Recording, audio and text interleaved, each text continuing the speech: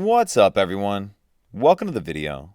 Today we're going to take a quick look at how to connect a phone to a 2022 Nissan Pathfinder. So I'm going to be using an iPhone to pair to the Pathfinder in this video. Other phones would be similar. The first thing I'm going to do is go into my phone's settings, go into the Bluetooth and just make sure the Bluetooth is on. Now taking a look at our center screen, I'm going to press the phone button.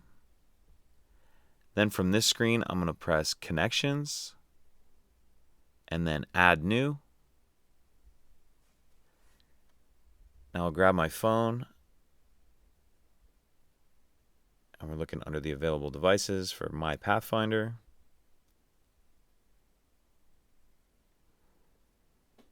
See my Pathfinder pop up, go ahead and click on that.